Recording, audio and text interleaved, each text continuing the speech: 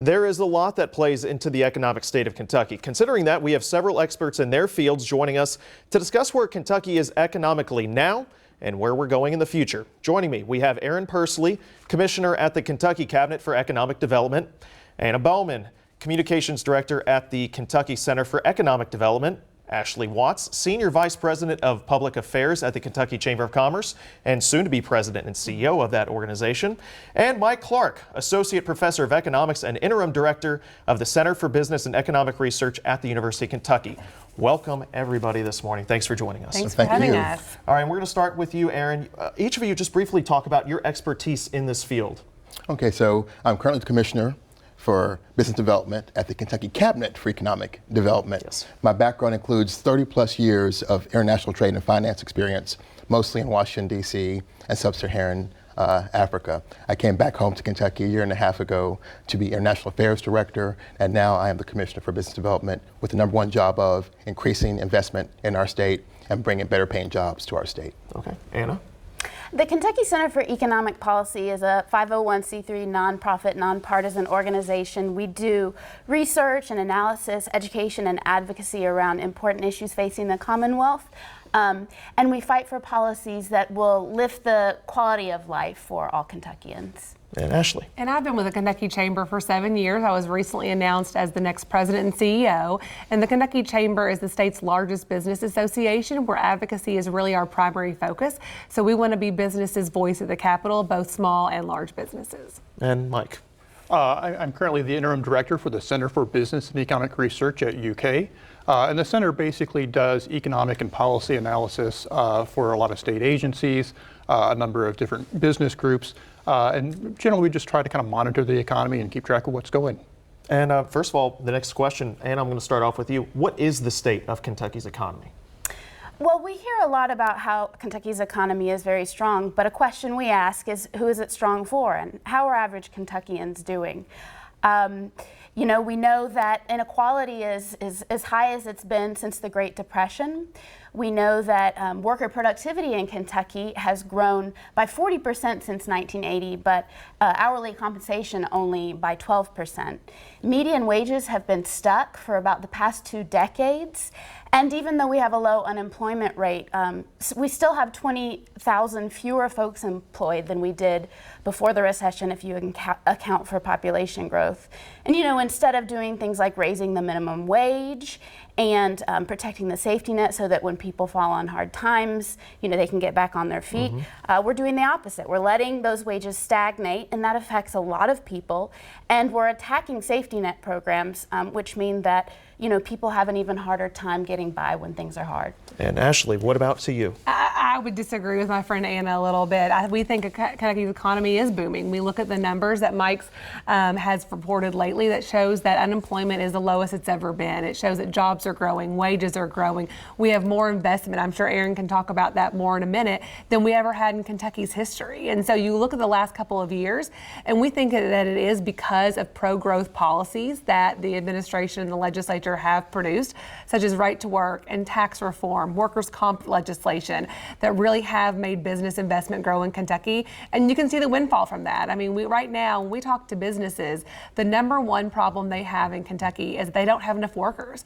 That's frankly a good problem to have, that we have so many investments in Kentucky and so many businesses wanting to come to Kentucky. We need more population here to really fulfill their needs. But we do know that the economy is growing over the last couple of years. And Mike, do your numbers reflect that?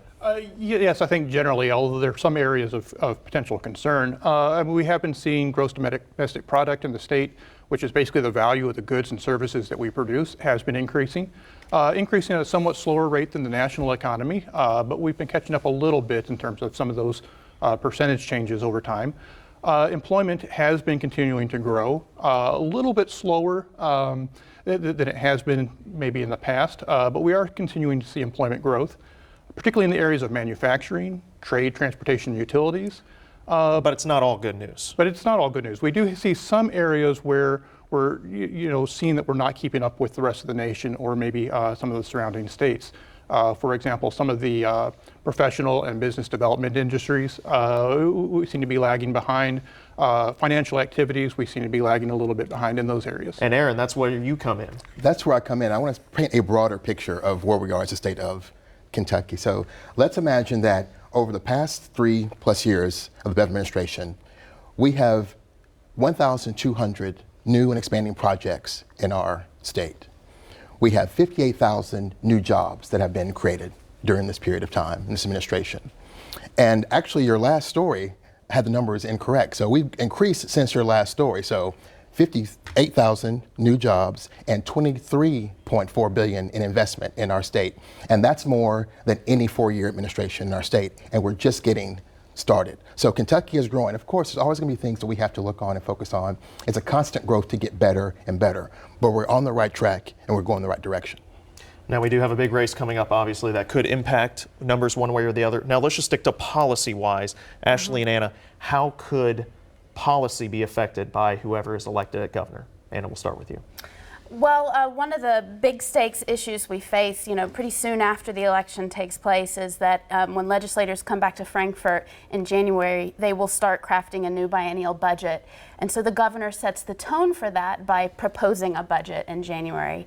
And what we really need is strong leadership on raising revenue by cleaning up tax breaks that we've given to the wealthy and corporations, including in recent years, but for a long time now. And investing those resources, plowing those resources into our communities through our schools, public health departments.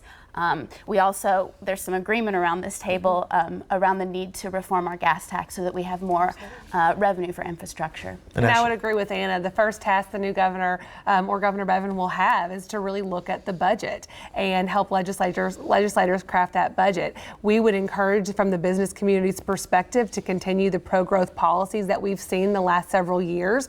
And one of the major tackles they are going to have is the spending in corrections, pensions, Medicaid, all of these spendings that take away money from education, which I think we all value and believe it's the most important task. Anna is right. Infrastructure investment is key. We have made many strides in the last couple of years to move in competitive against our surrounding states. But the one area where we're lagging behind is infrastructure investment. And that really is going to be key to continuing our economic growth. Now let's take that investment angle and move forward. We do have areas of Kentucky that are doing better than others. Let's go to Eastern Kentucky. That's an economically challenged area and has been for quite some time. What are some things that you guys are focusing on in Frankfort to help out that development? So of course, Eastern Kentucky is a big concern for the administration and for the Cabinet for Economic Development.